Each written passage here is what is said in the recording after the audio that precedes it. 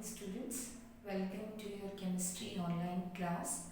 In today's class we will discuss our chapter 4, that is structure of an atom.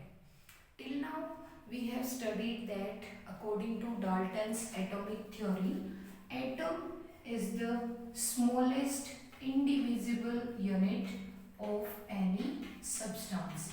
That means according to Dalton, we cannot divide atom into further parts. Atom cannot be divided. But in this chapter we will study that atom can be divided. Atom is consist of two parts. The first part is its nucleus and the second part is electrons, and we can remove these electrons from an atom. You can write the electrons from the symbol E also, that E means electron. This nucleus is further containing two subatomic particles, and these are proton and neutron. Subatomic particle means the particles by which atom is made up of. So these three, proton, the symbol is small p, neutron, small n. So proton, neutron and electron, these are the three subatomic particles. Atom is made up of these three. So let's discuss something about these three. The proton is discovered by the scientist named E. Goldstein in 1986. Initially, these protons are identified as canal rays. What are canal rays? Canal rays are actually the radiations or a group of particles which are positively charged, and all these particles are moving towards the negative terminal of a battery. During a gas discharge experiment, it was observed that a beam of positively charged particles is moving towards the negative terminal of battery, and this beam of positively charged particles which is attracted towards negative terminal of battery during the gas discharge, negative terminal of battery during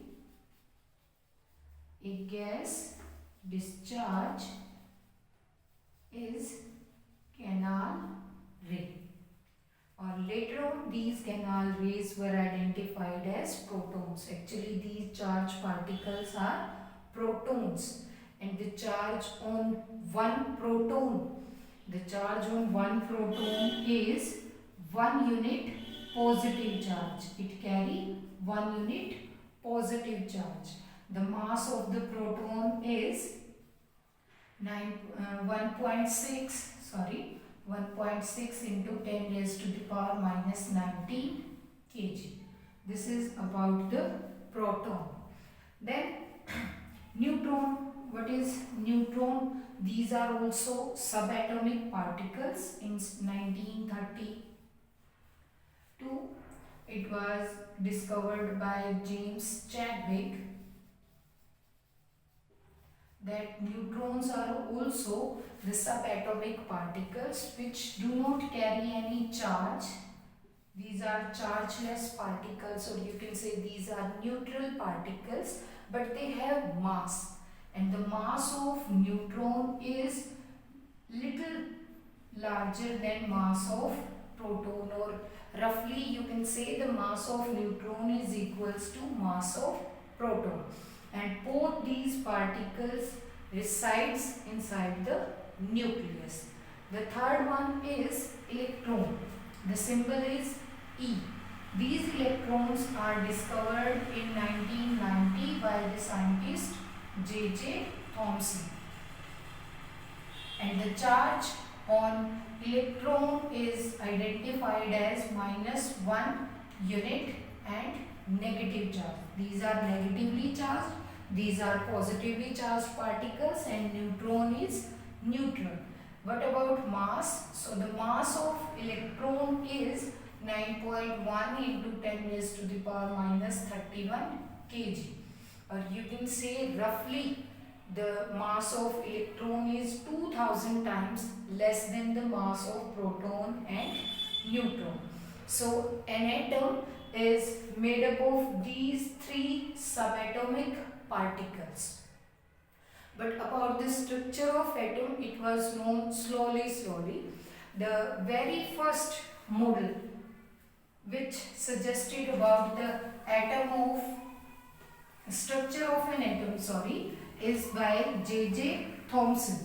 So we will study first the J.J. Thompson atomic model, or you can directly say Thompson atomic model.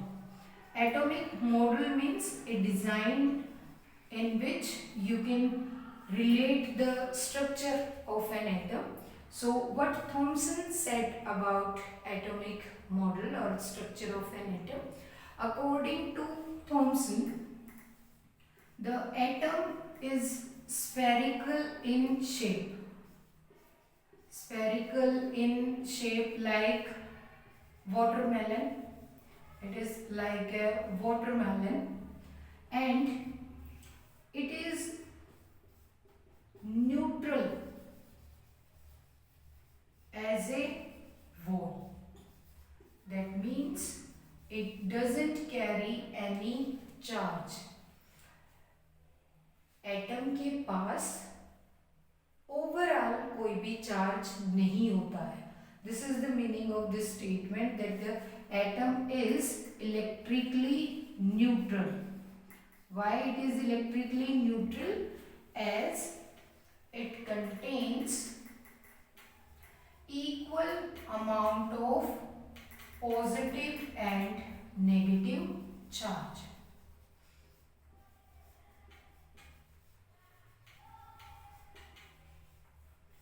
That's why atom is electrically as a whole.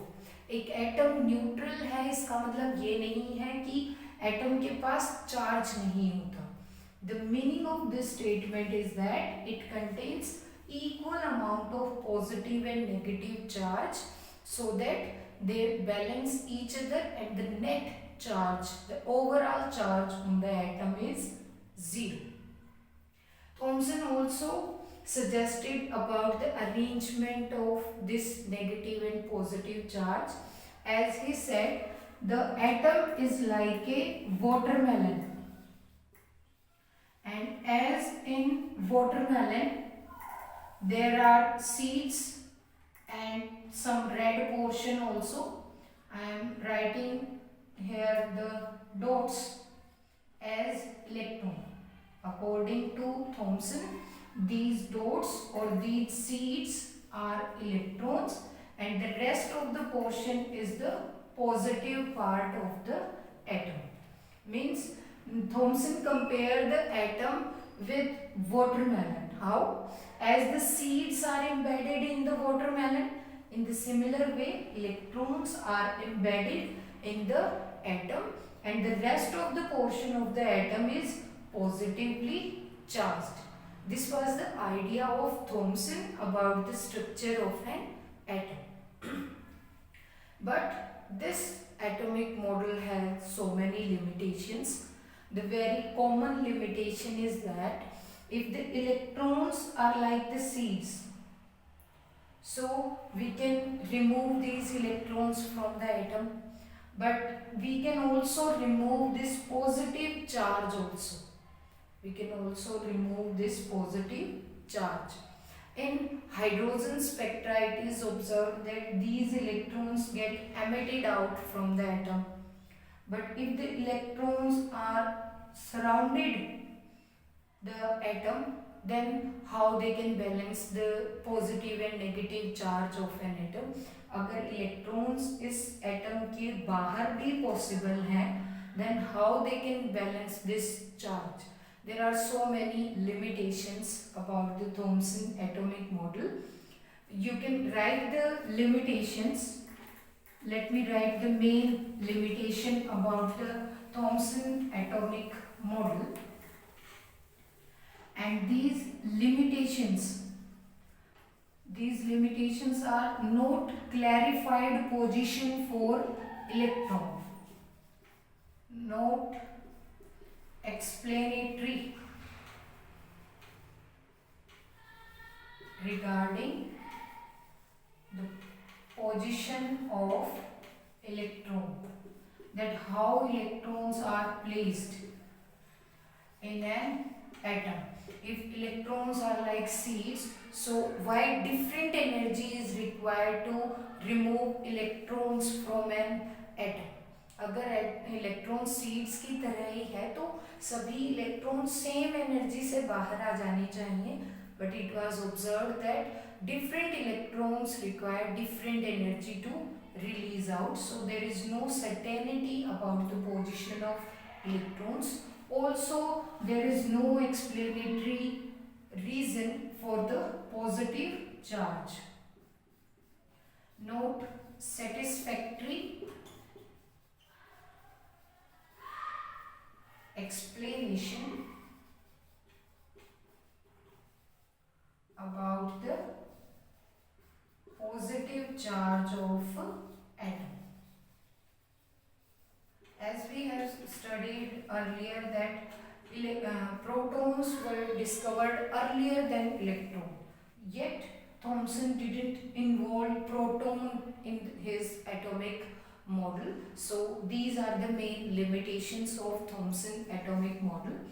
After Thomson, so many scientists tried to explain the structure of an atom, and the successful atomic structure is given by Rutherford, and for that he performed an experiment that is named as Rutherford alpha scattering experiment.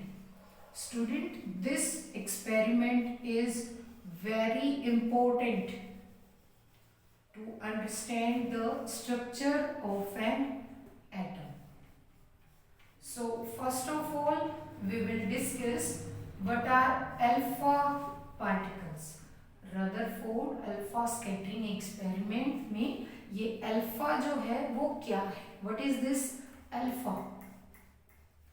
Actually these alpha particles are charged particles and carries 2 unit positive charge.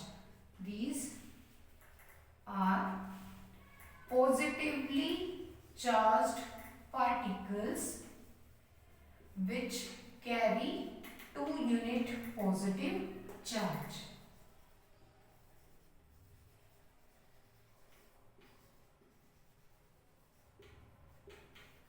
The charge on these alpha particles is plus 2 units. If the charge on proton is 1 unit, so we can say that it is made up of 2 protons. So these are alpha particles, and from where we can get these alpha particles? These alpha particles are obtained from radioactive elements. Now what are radioactive elements? Actually the elements which are unstable, they disintegrate itself and release 3 kind of particles: alpha, beta and gamma. These are positively charged, these are negatively charged, and these are just energy or neutral. These are radiations. Radioactive elements वो होते हैं जो अपनी instability की वजह से खुद ब खुद टूटते रहते हैं और उनके टूटने से इस तरह के पार्टिकल्स निकलते हैं. So we obtain alpha particles from radioactive elements, and Rutherford used these alpha particles in his experiment to know about the structure of an atom. What he did? Let's discuss the arrangement first, how he arranged the setup for the study. The arrangement is very simple. Like this is a box where he placed a radioactive element source.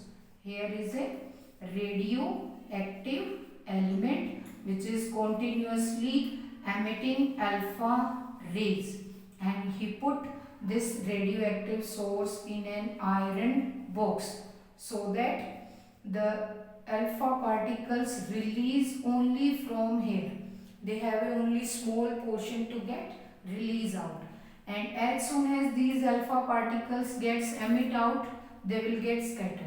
जैसे ही light आती है किसी भी torch से तो वो बाहर spread होती है, तो इन अल्फा पार्टिकल्स को स्प्रेड होने से बचाने के लिए ही use a slit here. Slit means he provide only a small portion to them to emit out. सिर्फ एक small स्पेस था इनके लिए जहां से ये अल्फा पार्टिकल्स निकल सकते हैं, and he provides some potential to this slit. He provide a negative potential because alpha particles are positively charged, so they will get attracted towards the negative terminal and they will move in a line. And when the beam of these alpha particles falls on a gold foil similar as your aluminium foil which you will use for wrapping your food, similarly a gold foil is there which is of very less thickness, then these alpha particles after striking this, they will get scattered out in any direction like this. They can go in that direction, in this direction also, so they get scattered out.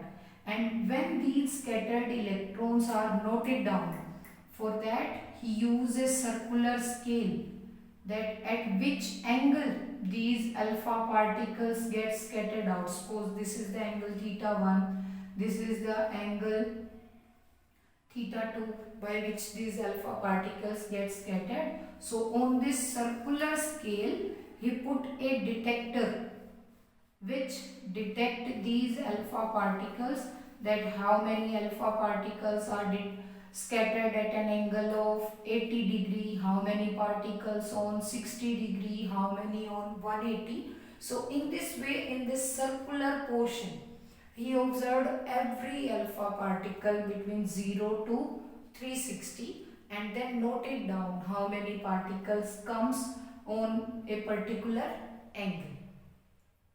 So when he observed all this, he write his observation in point form, that what he observed. Now let's discuss the observations of Rutherford alpha scattering experiment. For understanding the observation, let's draw a simple diagram. Suppose this is our gold foil.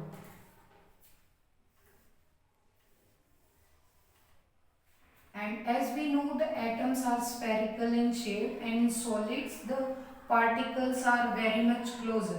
So I am making these circles like different gold atoms, and these atoms are attached with each other. Every round circle is one gold atom present in the gold foil. And when alpha particles are incident और bombarded on it, जैसे ही alpha particles इनके ऊपर गिरते हैं, what he observe that some of the alpha particles go straight without any deviation in their path. बहुत सारे alpha particles ऐसे हैं जो डायरेक्ट निकल जाते हैं बिना किसी भी डेविएशन की. So the first observation is most of the alpha particles go straight without deviation. इस observation से उसने क्या conclusion निकाला? What conclusion he drew from this observation? अगर अल्फा पार्टिकल्स बिना किसी रोक टोक के सीधे चले जाते हैं, दैट मीन्स कि ये स्पेस खाली है, यहाँ कुछ भी नहीं है. So he conclude from this that most of the part of an atom is empty. एक एटम का बहुत सारा पार्ट जो है वो खाली है, जिसकी वजह से अल्फा रेडिएशंस बिल्कुल भी डिस्टर्ब नहीं होते हैं. Then second observation, he observed that some of the alpha particles gets attracted by some negative charge present, or they deviated from their straight line path like this, and this deviation shows there must be some negative charge which attract these positively charged alpha particles. So the second observation is that some of the alpha particles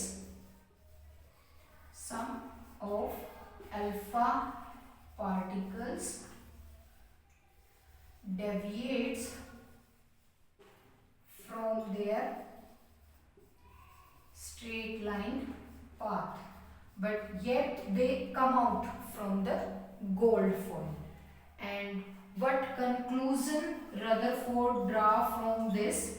He conclude that if they are deviating, that means there is something which is attracting these positively charged particles. So he identified them as electrons, as electrons are the negatively charged particle. So he conclude that electrons are moving inside the atom, and these electrons helps in deviation of these alpha particles. So what else he observed?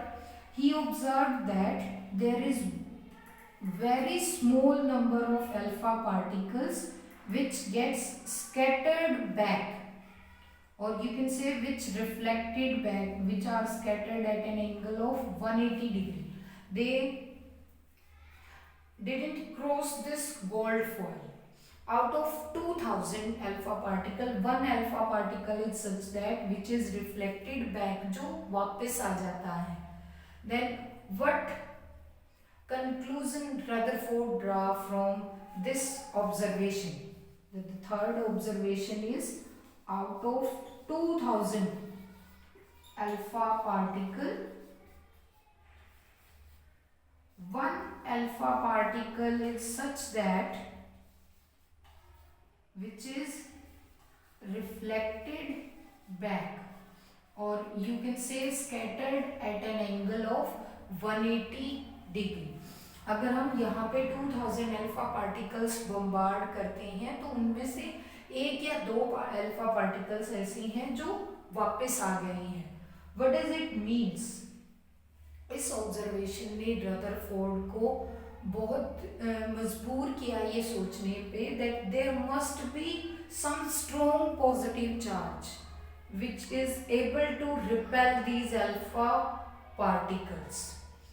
That atom के centre पे कुछ ऐसा positive charge है जो इन alpha particles को repel करता है, जिसकी वजह से ये इसे क्रॉस नहीं कर पा रही हैं. So this is the most important observation of Rutherford alpha scattering experiment, and on the basis of this he conclude that there must be a strong positive charge at the center. There must be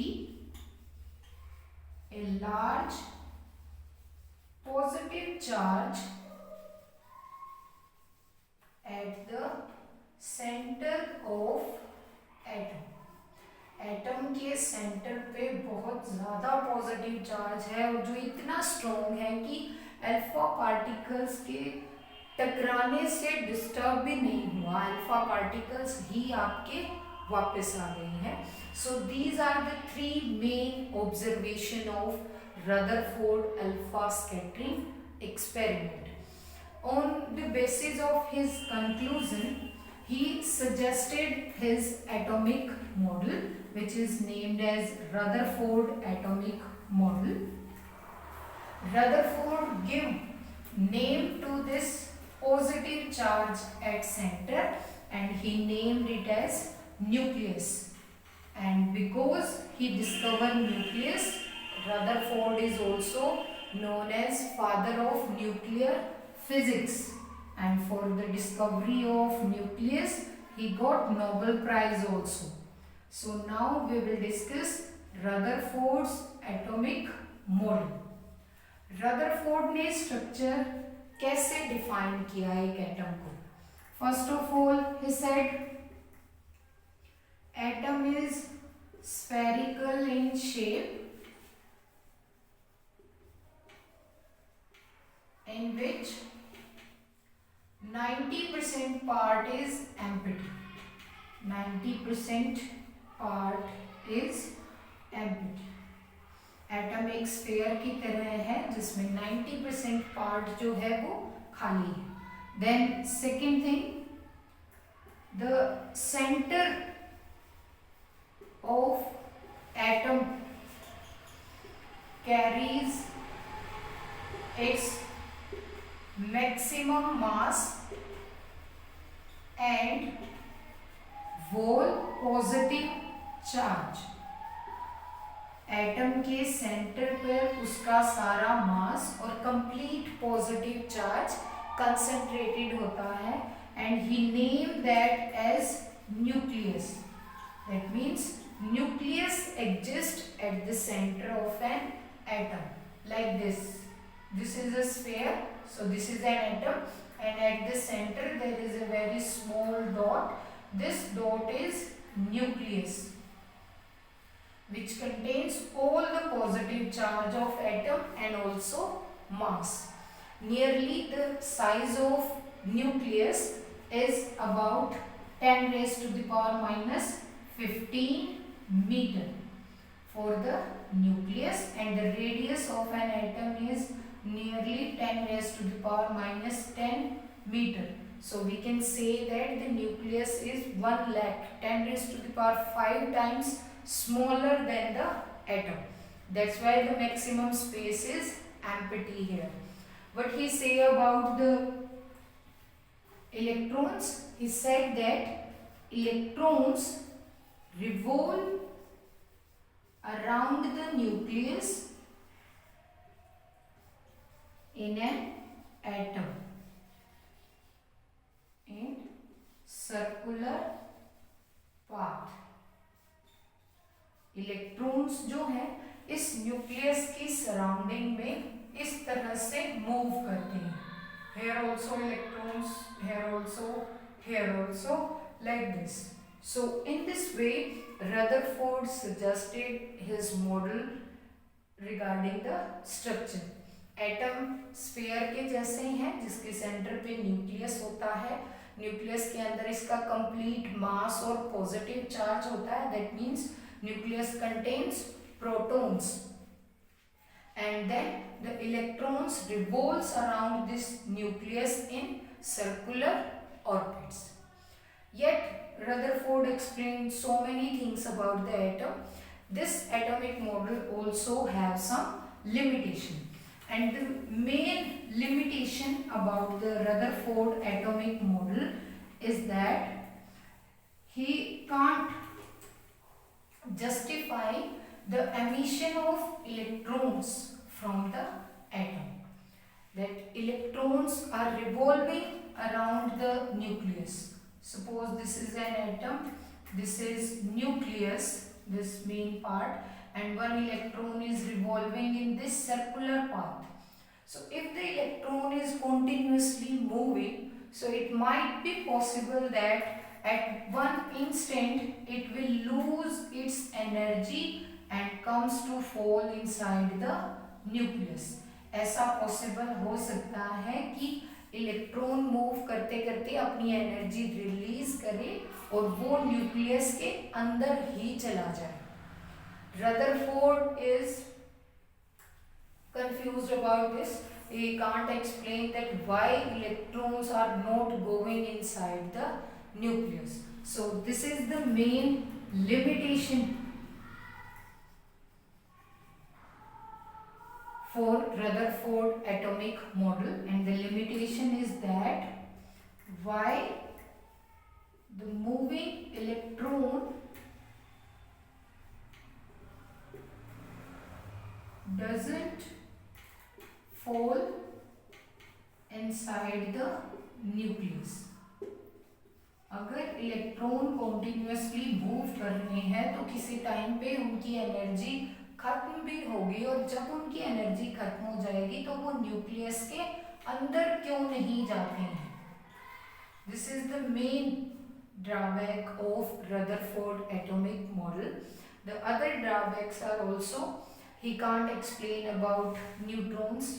If protons are the only particles inside the nucleus, then why the mass of nucleus is still larger than number of protons. He is unable to explain the hydrogen spectra also, but these terms are related with your higher study at your standard. This is the main limitation, that he can't explain why electrons are moving in circular path without going inside the nucleus. And this limitation of electrons is resolved by Niels Bohr. Niels Bohr is the scientist who removed this limitation. So in Niels Bohr's atomic model, we will study almost all the terms because all these are suitable. He only removed the limitation that these electrons revolves around the nucleus in fixed energy orbits. That's why they are not losing their energy. He said that electrons revolve around the nucleus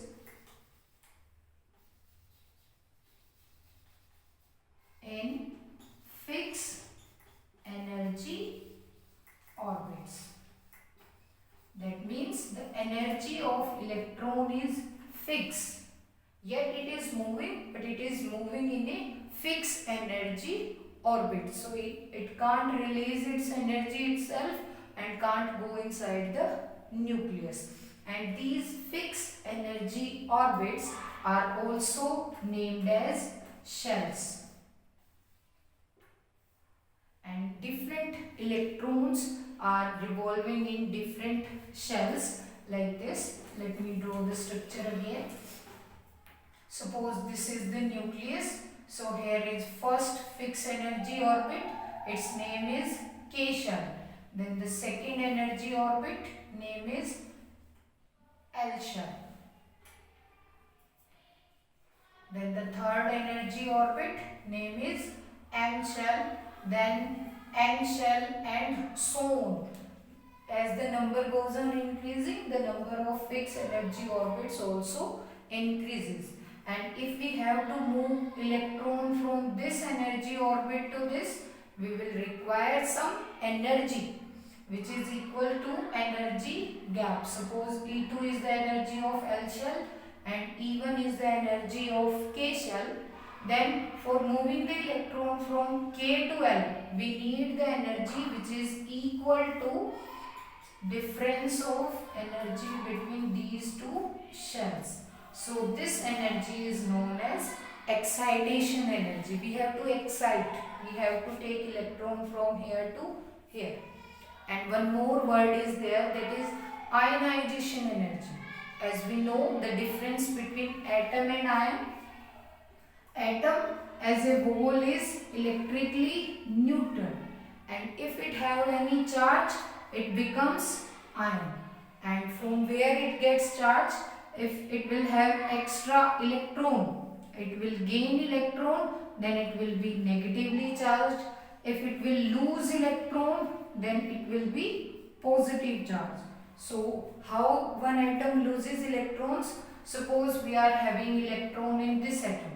So we will provide energy equals to E2. so that this electron can comes out from the atom, and that energy is known as ionization energy.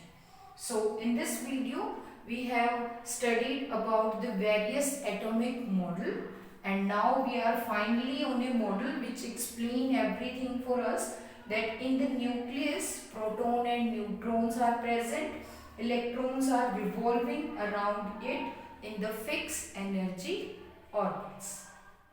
That's all for today. If you have any doubt, you can ask in the comment section. Thank you. Have a nice day.